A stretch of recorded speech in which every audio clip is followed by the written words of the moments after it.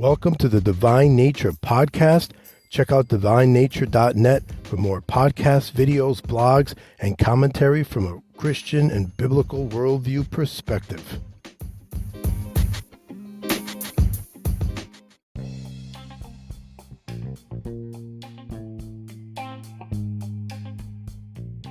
Yeah. This is BX Blues once again with another podcast video here on YouTube, Divine Nature Online. But check me out on my website, www.divinenature.net. That's www.divinenature.net. This is BX Blues here with you, and today I'm going to answer some difficulties, and I've done this before.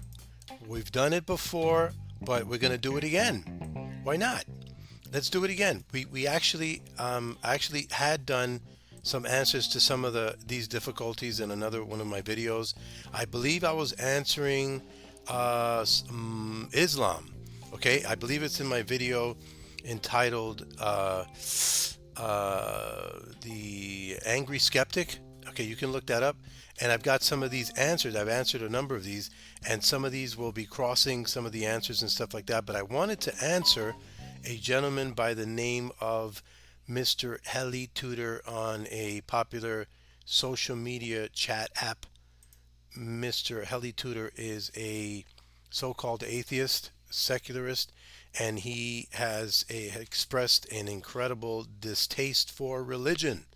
Mr. Helitutor, however, does not know, and nobody has told him, or if they've told him, he refuses to believe that he is extremely religious himself, because humankind is inherently religious. And I've repeated this on my podcast a number of times, where I've explained that we are made to worship. We're going to worship something. If we depend on something, if we make that the end all be all of the sustainability of our existence, whether it's our income, our family, our mama or papa, okay, if our children, whatever we worship, whatever we put above all things, above and beyond, and what sustains us for our very survival, mental or physical, that is what ultimately takes the place of God. Okay, so it's not a matter of whether you don't have religion, it's a matter of whether you have bad religion. Okay, and I would say that good religion is in understanding that, in comporting with the mind of God, which is how we know what reality is. Of course, this is from a Christian perspective. I want people to also hear this as well. Come in here for some explanations of some of these passages, some of these that are difficulties, considered difficult Bible difficulties, and it involves slavery and physical abuse. Okay, now I have a phone call coming in, but I will ignore this one. Okay, so I'm going to go into some of these, and then I'm going to answer them. But first, we're going to listen to the list. Listen to them from Mr. Helitutor himself. Okay, let's listen to Mr. Helitutor. I've already read all the scriptures. For those of you here, I'll give you the list again. This is my little personally selected list. Leviticus 25:44 through 46. Exodus 21:2 through 6. Exodus 21:7 through 11. Exodus 21:20 through 21. And then we go to the New Testament for those the naysayers. Ephesians 6:5, 1 Timothy 6:1 through 2, and Luke 12:47 through 48. That's the third time I've mentioned them in this show.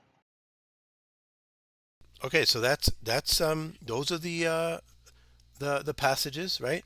The first one being Leviticus 25:45 through 46. Okay, the worst slavery in the Bible, right?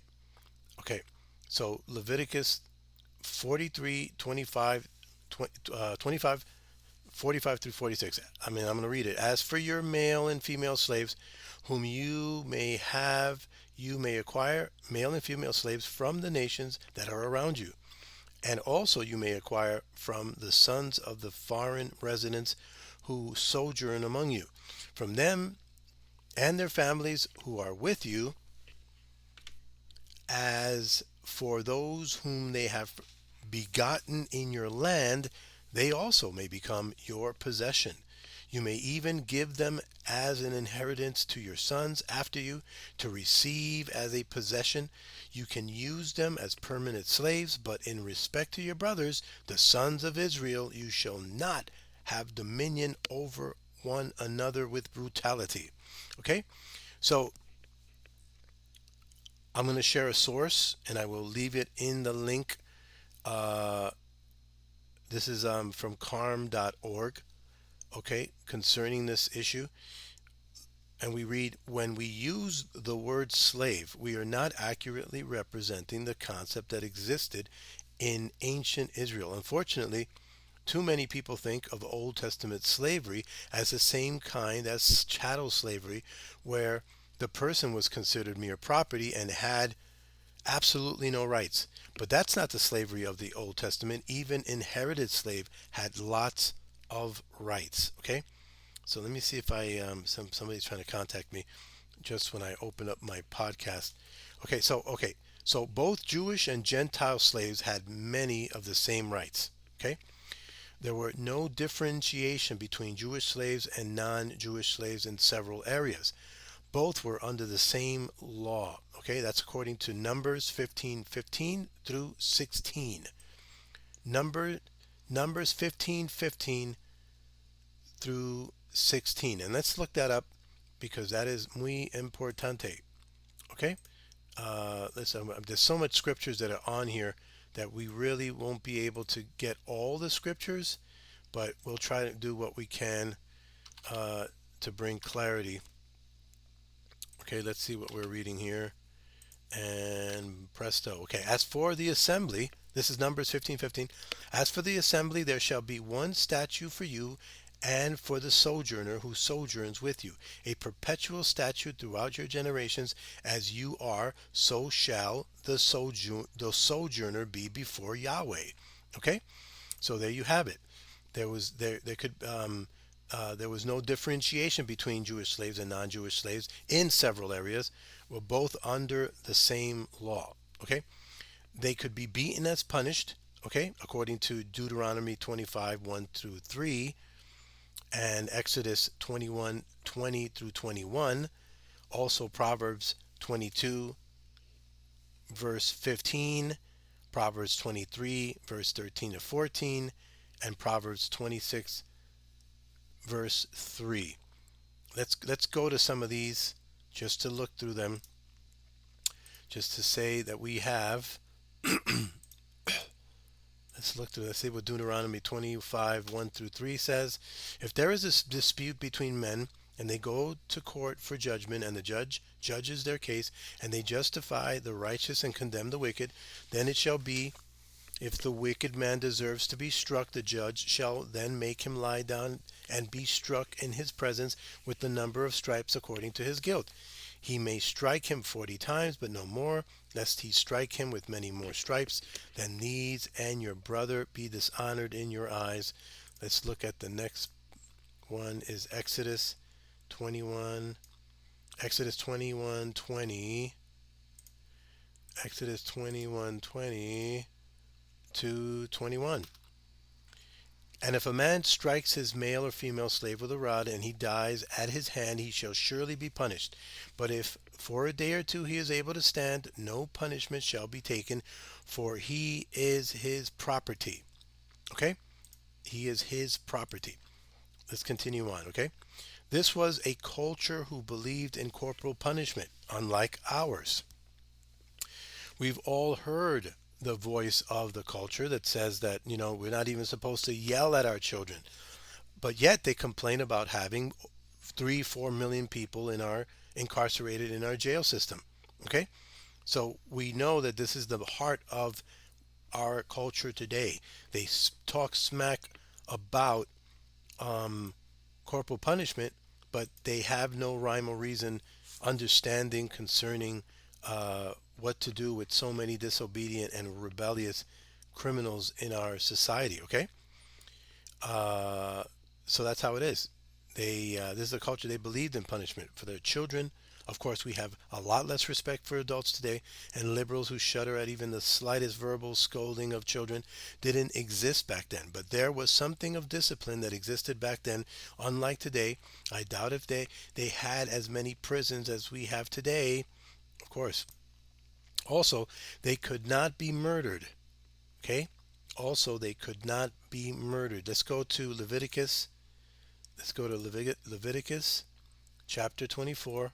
You're going to have to break out your Bibles, folks, because I'm going to be going through a lot of Bible.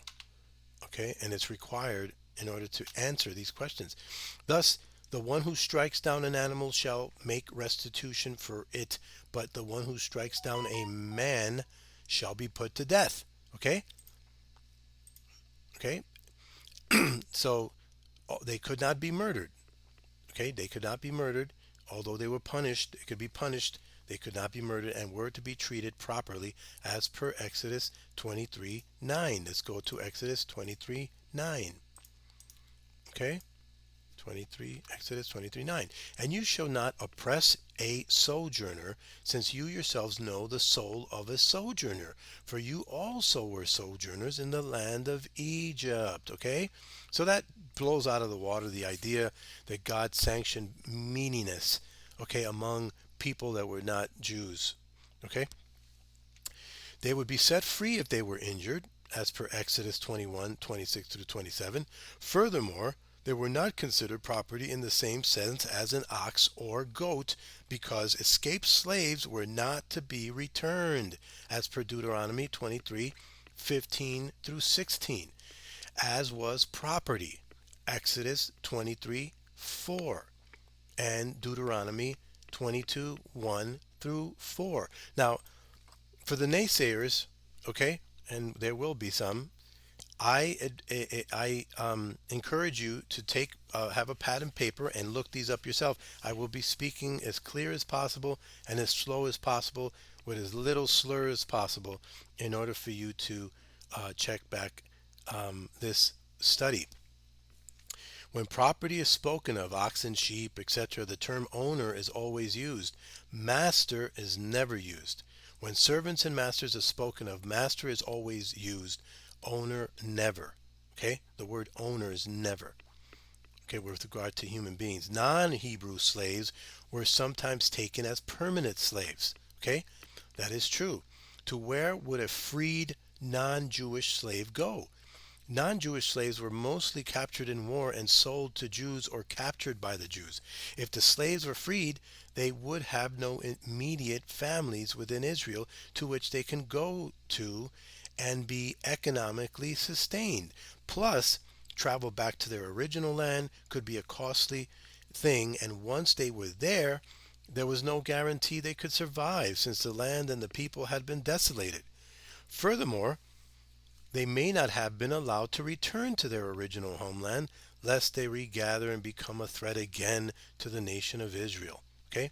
So these are the facts that surround some of this cruelty, an inevitable condition, where Jewish slaves were where they were set free the year of Jubilee, as per Leviticus 25:10 and verse 13.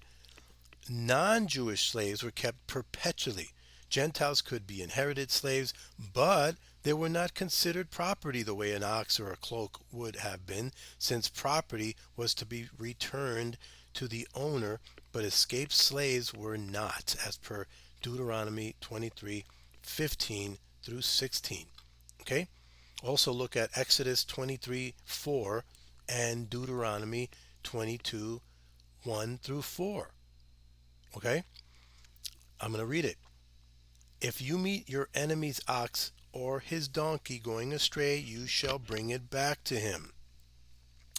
And Deuteronomy 22:1 through 4, you shall not see your brother's ox or his sheep going astray and ignore them. You shall take them back to your brother, and if he does not live near you and you do not know who he is, you shall bring it home to your house, and it shall stay with you. Okay, Deuteronomy 23:15 through 16. Okay, You shall not give up to his master a slave who has escaped from his master to you. He shall dwell with you in your midst in the place that he shall choose within one of your towns, wherever it suits him. Wow, that's a lot of autonomy given to a slave. Okay, it says you shall not wrong him. Okay, look at that. Deuteronomy 23, um, 15 through 16. Okay, and then it says, therefore, it makes sense to say that the work produced by the slaves was considered property, right? Furthermore, both Jew and non-Jewish slaves were under the same law. Again, this is a repetition, Numbers 15:15 through 16. For the assembly there shall be one statute for you and for the stranger who sojourns with you, a statute forever throughout your generations.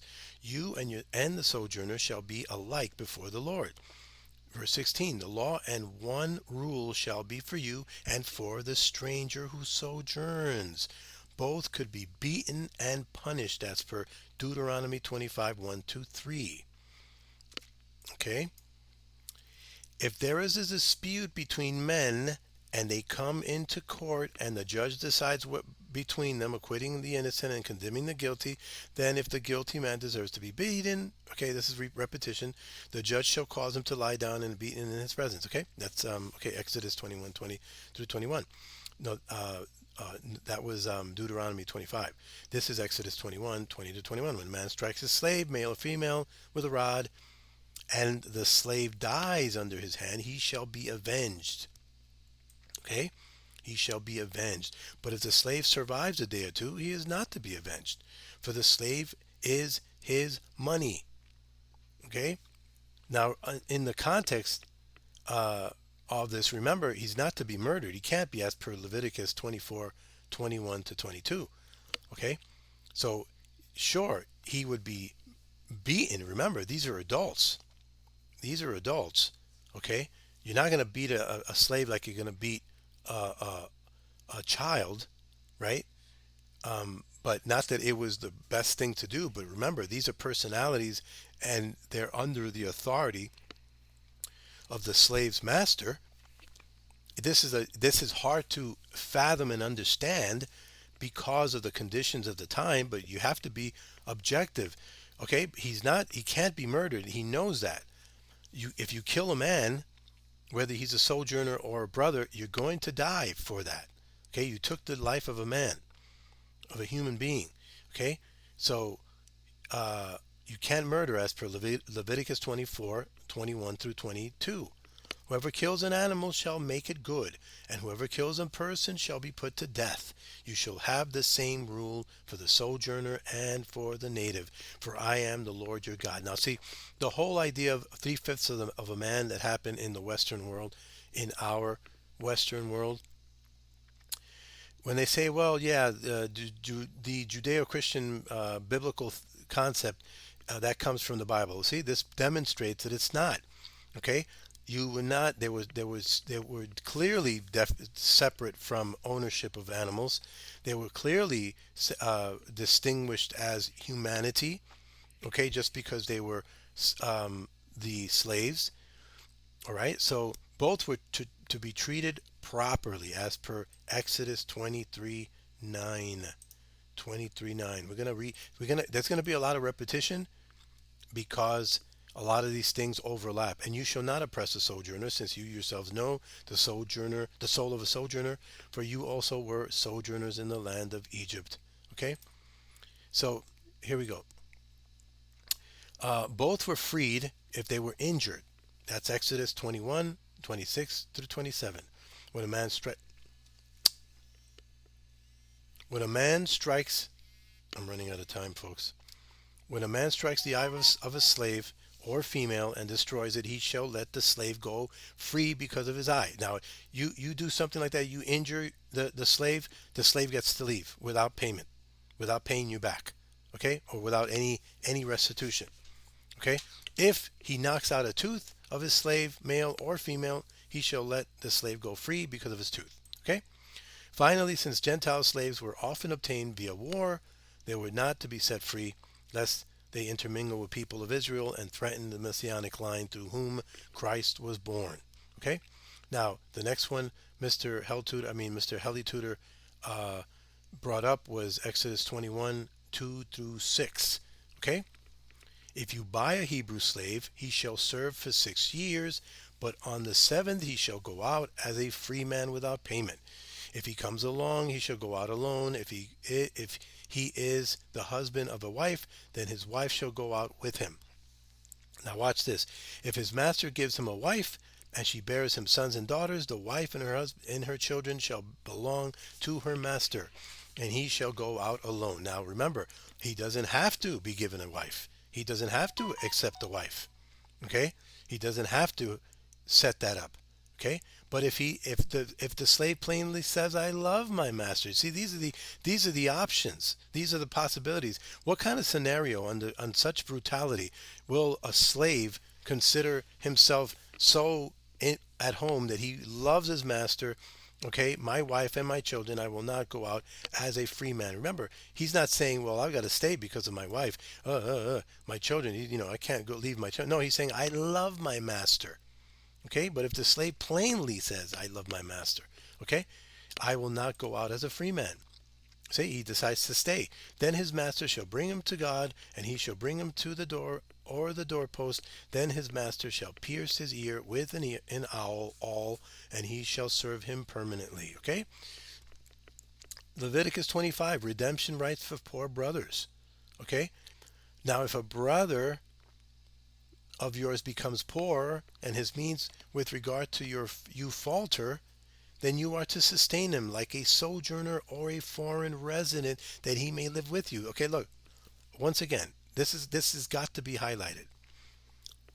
If a brother of yours becomes poor and his means with regard to you falter, if your brother owes you money, then you are to sustain him. You're to take care of him. Look, like a sojourner, like someone, who's not from around the way, who's not from there, or a foreign resident, that he may live with you. You're supposed to take care of him.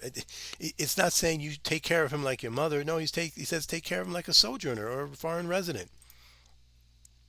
Do not take usurious interest from him, but fear your God, that your brother may live with you. You shall not give him your silver at interest, nor your food for gain. I am Yahweh your God, who brought you out of the land of Egypt to give you the land of Canaan, and to be your God. If a brother of yours becomes so poor with regard to you that he sells himself to you, you shall not subject him to a slave service. Okay, that obviously shows a distinction of the work you're having him to do. He shall be with you as a hired man, as if he were a foreign resident. Okay, not like a slave, right? He shall serve with you until the year of Jubilee. Notice that nothing here states that he is obligated to take a wife.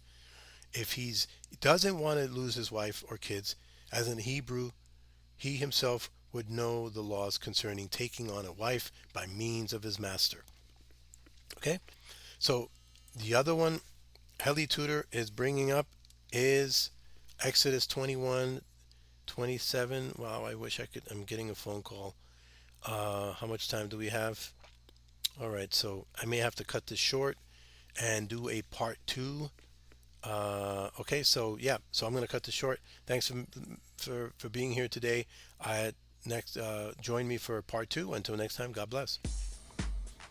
All right, you're listening to the Divine Nature Podcast, a blog and cultural commentary ministry dedicated to declare the gospel of Jesus Christ, to reach out to those who have ears to hear by the power of the Holy Spirit. Check out divinenature.net for updates on blogs, videos, and more podcasts. And don't forget to share if you care.